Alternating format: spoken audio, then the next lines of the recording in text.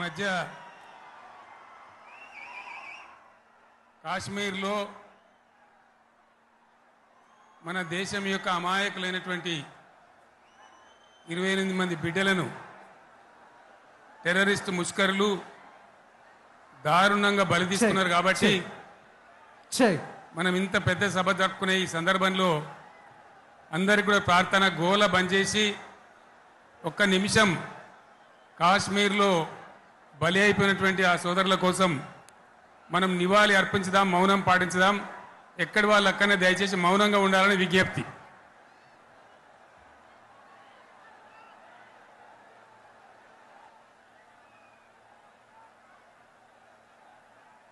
ఈ మధ్య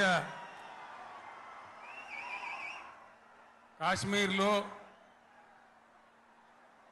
మన దేశం యొక్క అమాయకులైనటువంటి 28 మంది బిడ్డలను టెర్రరిస్ట్ ముష్కరులు దారుణంగా బలి తీసుకున్నారు కాబట్టి మనం ఇంత పెద్ద సభ జరుపుకునే ఈ సందర్భంలో అందరికీ కూడా ప్రార్థన గోల బంద్ చేసి ఒక్క నిమిషం కాశ్మీర్లో బలి అయిపోయినటువంటి ఆ సోదరుల కోసం మనం నివాళి అర్పించుదాం, మౌనం పాటించుదాం.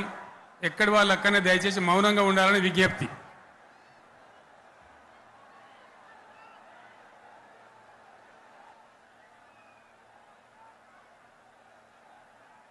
ఈ మధ్య కాశ్మీర్లో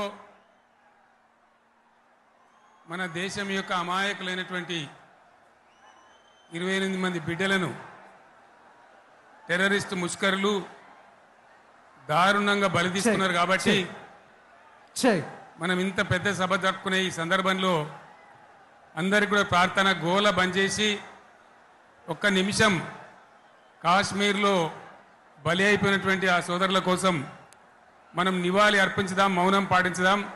ఎక్కడి వాళ్ళు అక్కడనే దయచేసి మౌనంగా ఉండాలని విజ్ఞప్తి.